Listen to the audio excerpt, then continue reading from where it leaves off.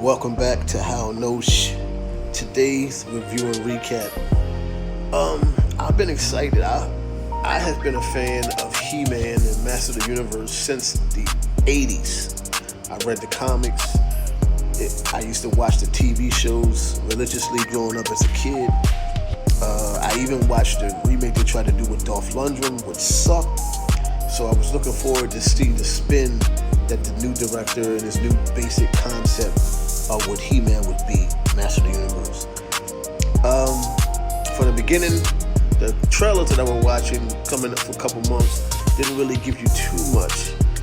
It didn't make if you wasn't a core, or if you're not old enough to know the Master of the He-Man character, then a lot of the generations were really not paying it. The younger generation wasn't paying attention to the trailers that were coming out. But if you are an old school He-Man and cartoon fan, you were going to go see this film. A week before the film came out, they put out a last and final trailer, which really got me excited about seeing the film. It kind of made me more excited about going to see the film, because I was going to go see it just on the fact of being a fan of Master of the Universe, but the final trailer made me really feel like, okay, I'm excited about seeing the film. Getting ready, we go see the film. Now, I'm going to give you my honest, review, my honest recap on it. From the beginning, I didn't like the real world concept of the beginning of the film. The concept of him being on Grayskull as a kid. Skeletor coming, attacking the planet. They send him to Earth with the sword, and he just gotta find his way back.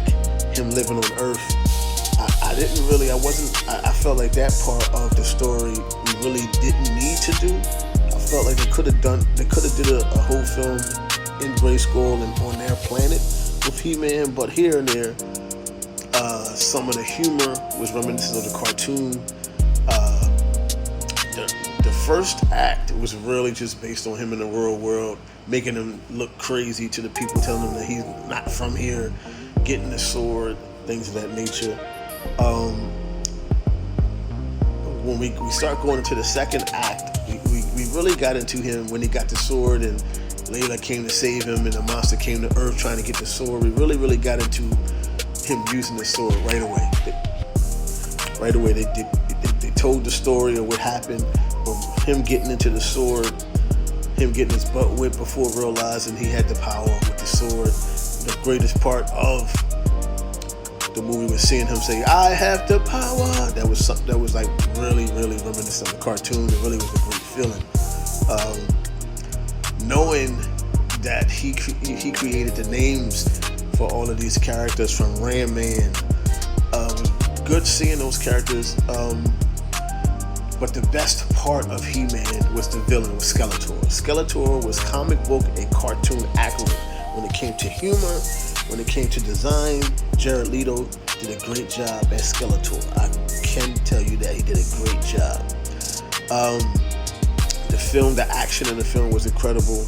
The graphics in the film was incredible. I'm not really sold on the gentleman that played He-Man, not yet. He did an okay job. Hopefully, only 29 million people went to see it, so hopefully we'll get a chance to, Amazon and MGM can take a chance to maybe do a trilogy on the series and let us see how far they take the He-Man character. But we know that Skeletor is coming back. We know that they're introducing She-Ra, his sister, which they teased at the end in the trailer, and that they did tease that the Skeletor character will be reborn. But my take on it, I give He-Man a C+. I didn't give it a B.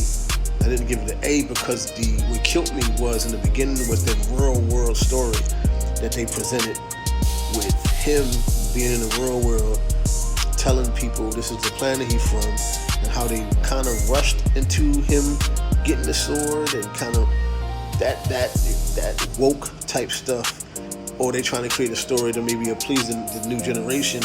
It's kind of off to me. They could have did it exactly how the cartoon and the comic was. He could have just been in Grayskull. He didn't have to be on Earth, so that element that they added to it was not needed.